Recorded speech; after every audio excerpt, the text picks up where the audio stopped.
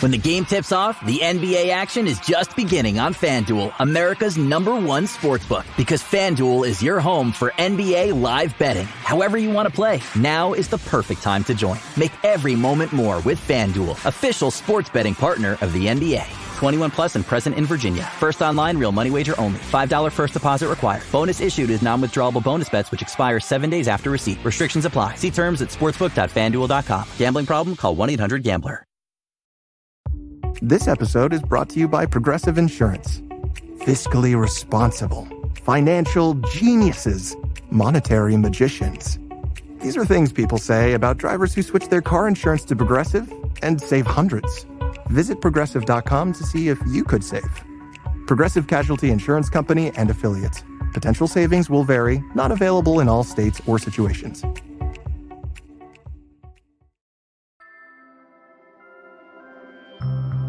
Hello, hello. Welcome back to Peak Northwest, an outdoors and travel podcast by the Oregonian and Oregon Live, dedicated to the adventure and exploration of our beautiful Pacific Northwest. I'm Jamie Hale.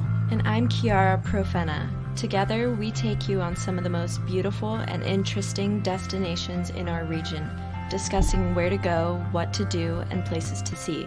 Today, we're welcoming Anthony and Marlie Love from Traveling While Black to share a bit about their recent road trip along the Oregon coast. Anthony and Marlie, thanks so much for coming on today. Thanks so much. We're excited to be here. Yeah, so folks who may not be familiar with your videos, you've got a bunch of them on YouTube, on social media, and tell us a little bit about sort of what the concept of so our show Traveling While Black is. is where Anthony and I go and visit different locations around the Pacific Northwest, sometimes international as well, and let individuals know our experiences based on 3 criteria: how to the drive grade, which we call how we go to and from the destination, the level of fun, like how much fun you can have in the destination, and our comfortability for Black people rating, where we let you know how comfortable we feel as a Black traveler visiting for the first time. Awesome. And y'all have been doing this for a while, right? What kind of started, or what was the inspiration for we've this been channel? doing it for 5 years now. It will be 6 in October, this coming October. But what started us was we relocated to Seattle from St. Louis through my job. And when we got up here, we had family coming. We got here in May. So we had the whole summer, family and friends visiting, and we were getting out and exploring. So when the fall came, it was starting to get colder. Less and less people were coming to visit. We wanted something that would keep us getting out to explore. So we said, let's do a YouTube channel. And when deciding what to do the YouTube channel about, we thought about how there weren't a lot of resources for us when we were trying to research what to do in and around where we're going to be living that spoke from like the perspective of a Black traveler. So we thought about the Negro Motorist Green Book from back in the day. And we said, hey, let's do a channel sort of inspired by that. That's kind of reminiscent of that, where we can go to these places and visit and tell people how they are as people of color traveling for the first time. So that's what got us started 5 years ago. How is it relocating from St. Louis to Seattle? I feel like those are different scenes, different totally vibes different completely. vibes. First, Seattle's definitely a lot more beautiful, I would say, than the St. Louis area, with the mountains and the lakes and eventually like the ocean and everything. And it's just, I guess we call it kind of a culture shock, just because like Missouri, it's definitely like more conservative and in that way, and Washington's like, or Seattle's more open and liberal and stuff, but it was still a culture shock in regards to diversity. There really aren't a lot of Black people in Seattle compared to St. Louis. So we were like, oh, this is kind of different walking around. Which was really surprising for us, because where Marlie and I both grew up at is more of a suburb of St. Louis. So we grew up in what was called St. Charles County. Actually, we have a really great episode that kind of breaks this down even more on our channel. But where we both grew up, it was considered more predominantly white than as opposed to like St. Louis County. And so our growing up, we felt, we were surrounded by our Black community. We knew where to find our Black community, but the perception was that we lived in very white towns. So you would think growing up like that, coming up to Seattle and to the Pacific Northwest, we would be naturally more comfortable and wouldn't be that much of a difference. But there was actually a large difference for us growing up. from back at home. But the ironic part of it all for us is that we could never do a show like we do now called Traveling While Black back in Missouri and get the support that it does up here in the Pacific Northwest. So it's like two interesting kind of dichotomies of the regions we grew up in and that we currently lived in. But ultimately, I think for our show, from our show's perspective, it's been all positive. It's been a great move because of the embrace we get up here and the opportunity we have. Yeah, totally. Yeah, that's amazing. And y'all have kind of been able to travel all over the place, right? And what are like some of the big destinations that you've gone on during these past few years? So I'll let you take this first. First? Oh, well, one of our most recent ones that we really love has been actually our trip up the Oregon coast. But before that, I think the Galapagos was pretty amazing. That was pretty dope. Right? So that's probably at the top of the list for me. Totally, yeah. And I think going to Belize was really nice as well. That was like beautiful. And then there was one other place, Belize, No, I think, and then when we went to like the Galapagos, we also went to Quito in Ecuador, and that was really interesting seeing like Old Town Quito and some heritage sites there. Mount St. Helens, we were like another local spot. Mount St. Helens, we got to camp on the side of Mount St. Helens, and that was probably one of the most unbelievable experiences as well. Just being on the side of that volcano with the recent history it's had, and seeing some of the beauty that's still there around that in the middle of the night outside in the tent. So that was pretty cool. Yeah, that's pretty cool.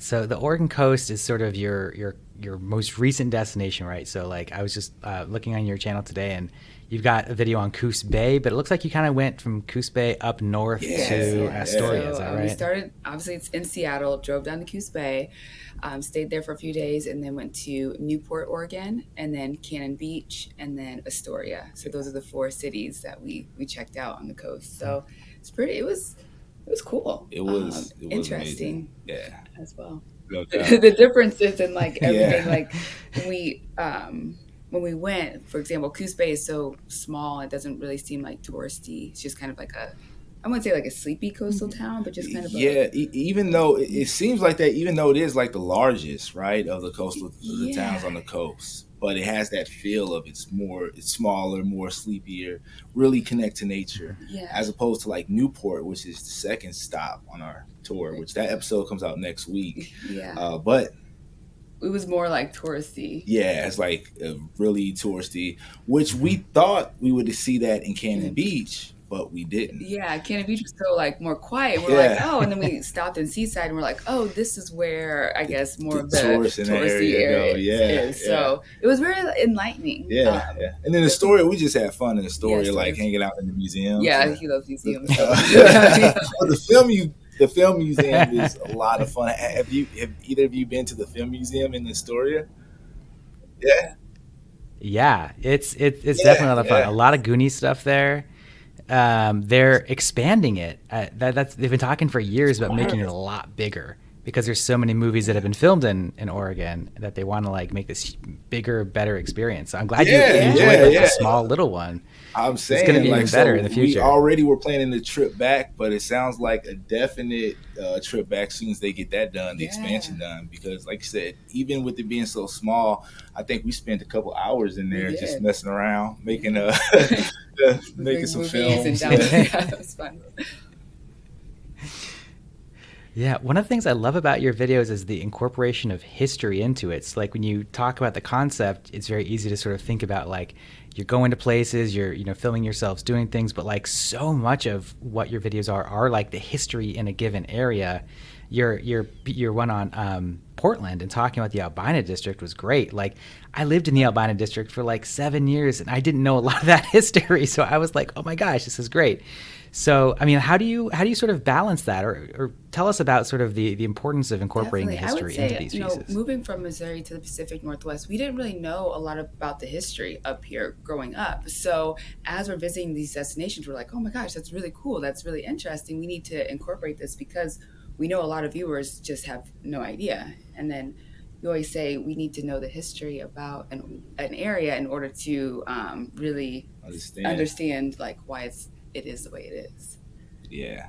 So we always, like Marley said, growing up, even in Missouri and St. Louis, we would go to Kansas City all the time, but we didn't even grasp like the impact of the history of like 18th and Vine and these black districts, or even the concept of a black district neighborhood, something that was really important in the lives of Black Americans throughout the history of being in America. So when we got up to Seattle and learned about the Central District, and that was one of many, and as we go on our travels, we always tried to make it a point to learn and touch some Black history.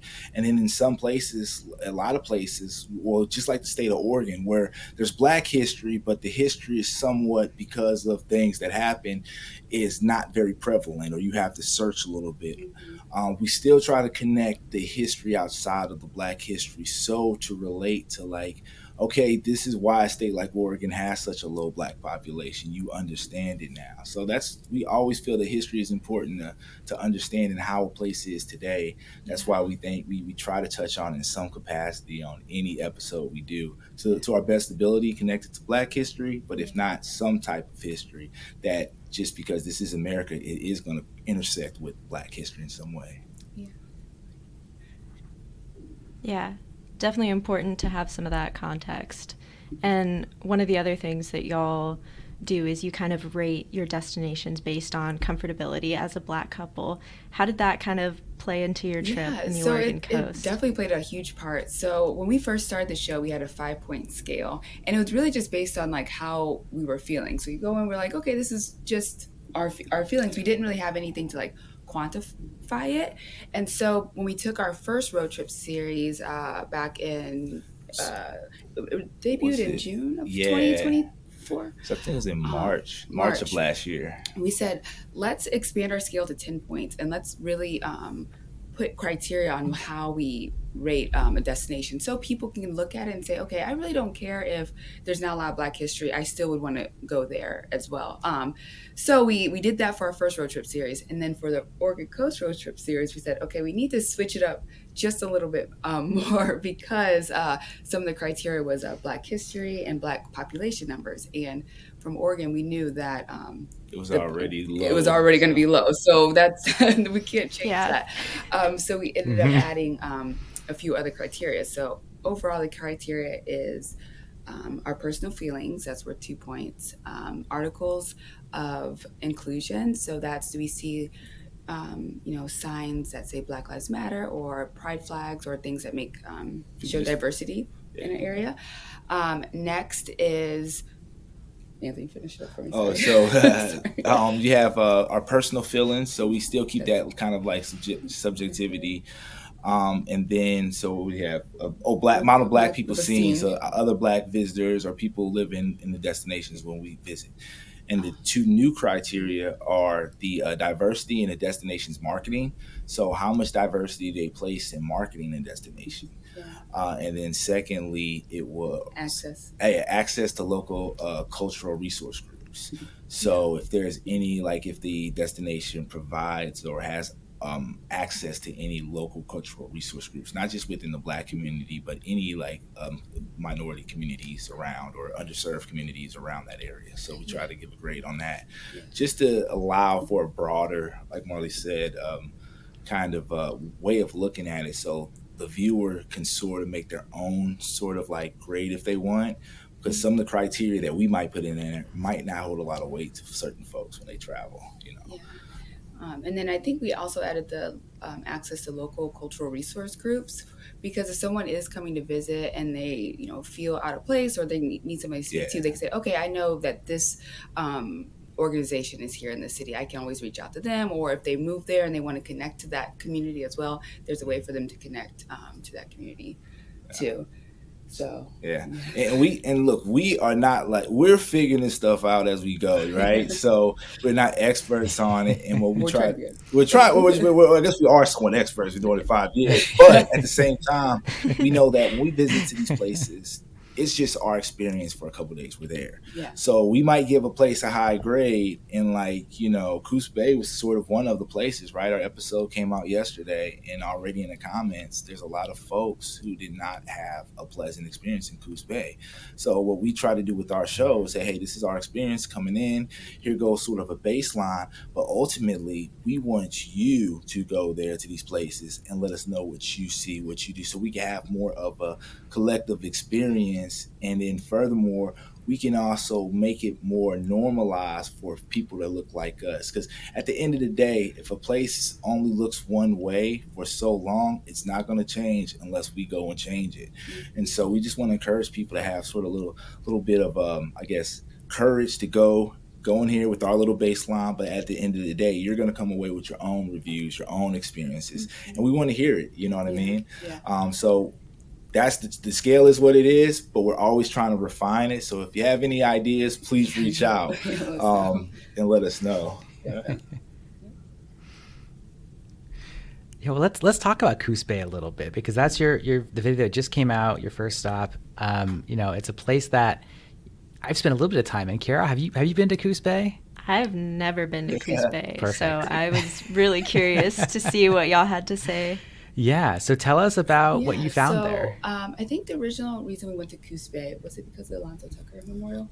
Yeah. What we try to do is, when we try to scope out our road trip series, is we will look for places, you know, a couple places that are really known and a couple places that we haven't learned about, but has some type of relevant Black history. Yeah. And Coos Bay has some tragic Black history involving a resident named Alonzo Tucker. But the city and Taylor, individual named Taylor Stewart, who was the founder of the Remembrance Project, they worked together and they erected a marker right in front of the Coos Bay History Museum that commemorates that tragic event. So we heard about that. Let's start with Coos Bay. It's at the south, and that's what made us choose Coos Bay. Yeah. So that's where the trip started. And really quick shout out to the Bay Point Landing. Is where we stayed there. Yeah. Really awesome property. You can check that episode, find out more about what they do and what they offer. But they were actually, it was great, because when we reached out to them and doing this, we try to look for certain opportunities for like partnerships to kind of alleviate the cost. And they were really enthusiastic about, you know, partnering with us, at least for that first stay, you know. And so that was really cool, and gave us a really good feeling going into this, because we didn't know what to expect in Oregon, right? Yeah, We've only been to Portland a few times and then Bend, you know. You know. And we actually started this road trip the day after the election. Oh, yeah. Too, so it was already like, okay, what are we getting into?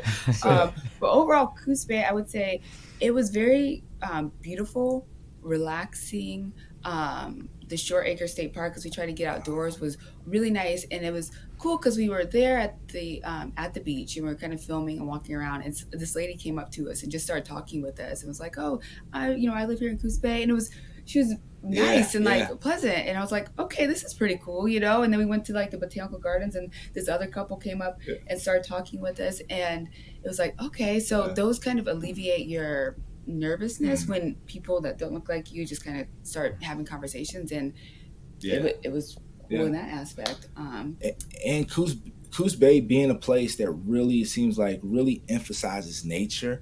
We have a saying that nature loves Black people. And so like nature, just being in nature makes you already feel like, oh yeah, we kind of belong here, you know. So run into that lady and the nature, and it was not bad. We had a positive experience. And we went to this restaurant called Restaurant O. Oh yeah.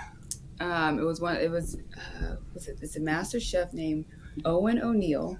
He owns this restaurant there, and it is very, very good. It's like French Italian themed. Yeah. And he's cooked with like Chef Gordon Ramsay. He's cooked in kitchens all across Europe. Yeah. He's like good friends with Anthony Bourdain. Yeah. And this gentleman has this restaurant in Coos Bay. Never realized that. So we're like, if we go back, we're gonna go back just for that restaurant. Yeah, the food was good. Amazing. Yeah.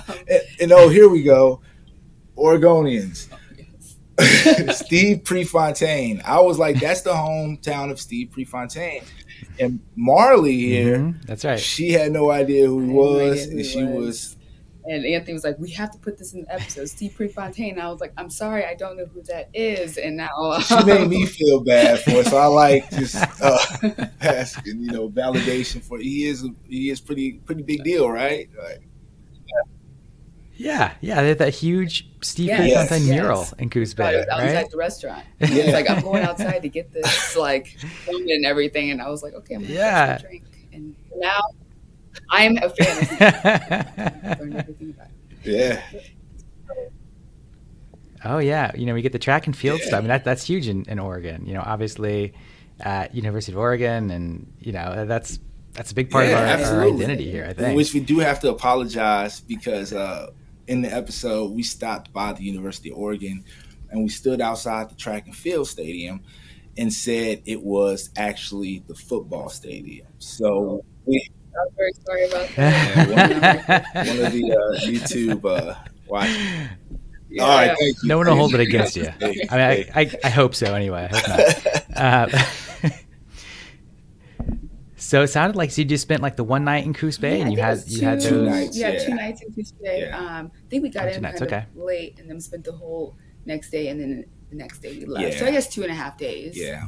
There. We the Oregon Dunes, which is I guess is in Coos Bay. We visited that on the third day.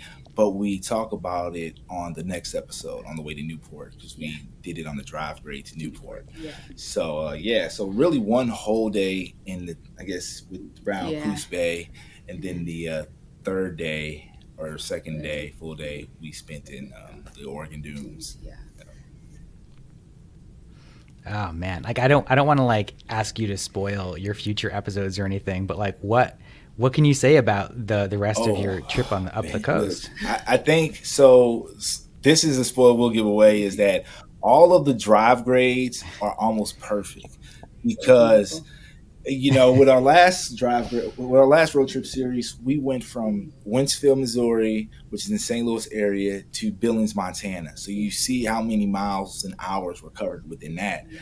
But through the coast, which was only in reality, we could probably drive from Seattle, do that route in like, I think about 11 hours, 12 hours, something like that. But we've seen some of the most beautiful sights that we've ever seen on a road trip, just up that coast. And it was that right there is probably one of the best things about this series. It's the drive experience because the things we saw, the stops in between, just from between Cannon Beach and the store is only 45 minutes, but man, we had a blast on that drive. I 100% agree. It was so beautiful, and I'm like, I want to go back and do it again. Like, and I'm telling everyone, like, man, the Oregon coast is like a hidden gem. You don't realize like how beautiful it is and the amazing things you can see there, especially growing up in the Midwest. Yeah. You would never in a million years say I'm gonna go on vacation on the Oregon coast, but I'm trying to tell people, come on out to maybe Cannon Beach now I think that's like pretty popular. Yeah, maybe. Like Newport, that's like, oh man, I had never even heard of Newport. And I'm like, this is super cool. King Tides. So we missed the King Tides by like, I guess a week or so. But we want to go back during King Tide season just to see those views because the tides we saw when the moon and the earth wasn't aligned was pretty spectacular. Yeah. So the whole trip, every episode, especially the drive grades, I think is definitely worth a watch for sure. Yeah, and a visit. Yeah, well, we obviously think Oregon is beautiful and we love the nature and outdoors. So kind of jumping into your series. So are y'all going to do like an episode per city that y'all visited, or how does that work out? Per city. So we have one dedicated to Coos Bay, one dedicated to Newport, Cannon Beach, and Astoria. And the drives would be like in between each one. So the first episode with Coos Bay was our drive from Seattle to Coos Bay and the stops in between. Like we stopped in Olympia, Washington, Salem, Oregon, the University of Oregon. Which we have to talk to y'all about your Capitol building. It is very interesting. Yeah, we're going to talk about that.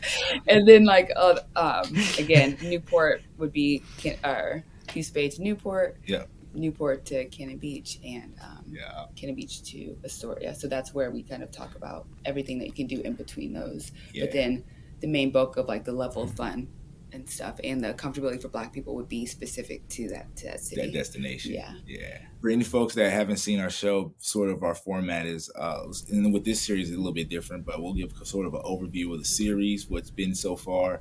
Then we'll go into the history of the place and location, bringing it back to today, and then we'll go into the drive grade, which is the, like Marlie said, journey between destinations, and then the level of fun and comfort ratings are within the destinations themselves.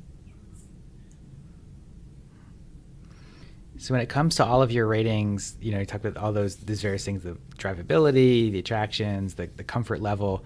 Where in the Northwest have you been to where you feel like is like the top, is like the best, gets the highest ratings across this?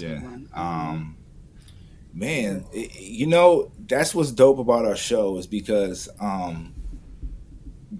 you don't expect to see a lot of folks that look like us when you go into these places, and sort of discovering these places and discovering the people within these places, and I think each place ends up having its own like special appeal that, I like going to Orcas Island because, we met some strangers there that was just loving what we did and just loving the laid back feel, and everything was awesome. I love that just as much as going to Spokane, where we were told, moving as Black people to Washington, stay away from the east side of the state, and then getting over there and meeting these beautiful people who are just like really welcoming, loving what we're doing, and wants to show us more of what we can do and people that look like us can do or should, so I think it's hard to like say one place from that aspect across all the grades. Well, you did say like Orcas. I will say if I had to pick a place, like the San Juans were like really nice. San Juan Islands, pretty nice. I will say I do like Portland a lot too. Portland's dope. In general, I like the history. I love the food in Portland. Yeah. And then I like Walla Walla. I like the wine in Walla Walla. That's what I'm saying. We can name our whole list. It's like everywhere. It's pretty dope. Actually, that's very true. Yeah. I think the most surprising, though, definitely, if I say Spokane and then Bend, Oregon, was really surprising. Yeah. And really, I think a lot of places on this coast have been pretty surprising. Yeah, I would say Cannon Beach was surprising per se, like feeling comfortable for a Black traveler, but I think it was like surprising where I just like really liked it. Yeah, in general, you know, I was and it was a dead season. It was November. I guess like the low season, not busy season. This is like a really cool like city. I can like come here more often. And there were Black folks like working in the city, like actually like at the front desk of the hotel we checked into. Another store around town. So like we also saw other Black folks, and when we talked to them, they loved living there. Yes. They loved their experience. I think one brother had came up from the Bay in California, and he'd been living there for like 2 or 3 years and loved it. Yeah, built a community there and loved it. So hopefully we answered your question. Yeah, I know. It's so hard. We start going back to our mom. Like, that was dope.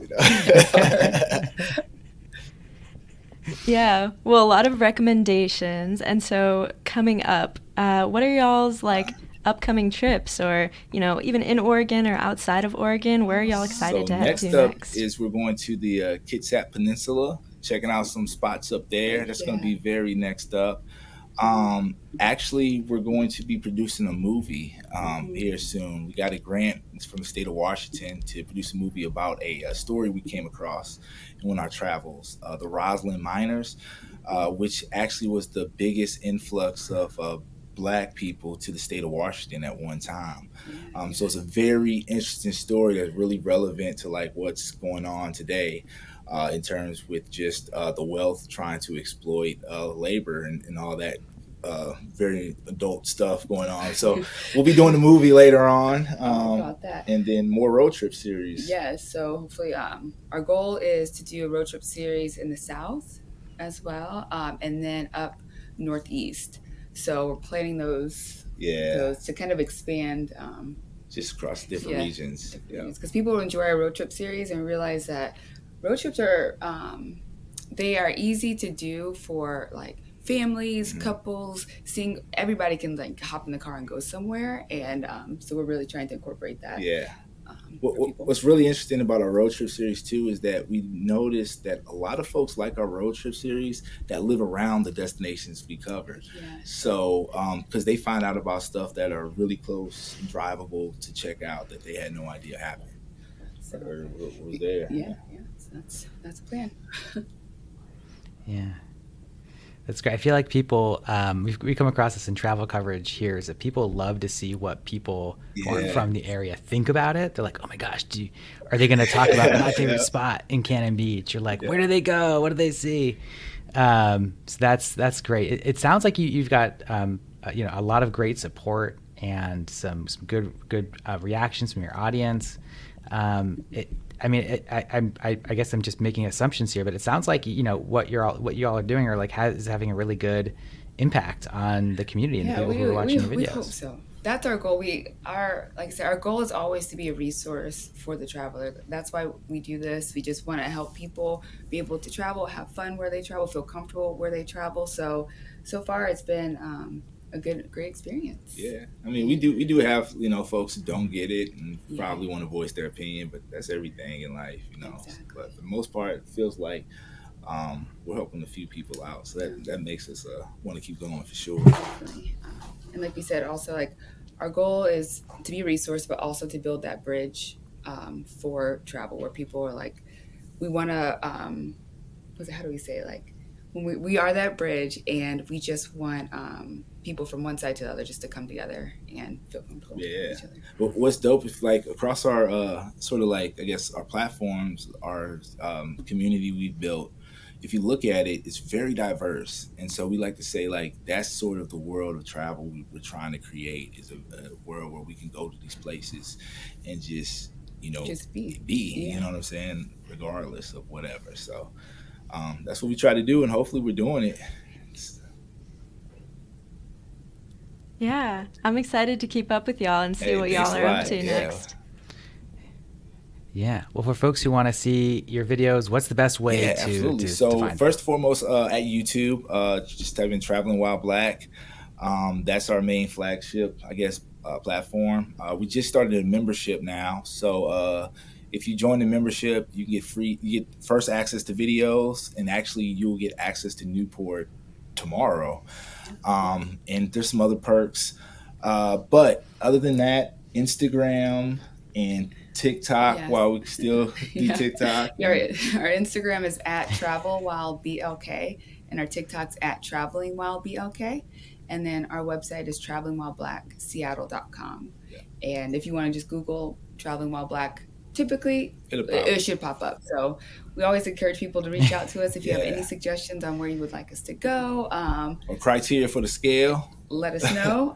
We did the Oregon Coast series because people said we want you to go to the Oregon Coast. So that's why we went to the Oregon Coast. So we're always open to everyone's ideas and suggestions.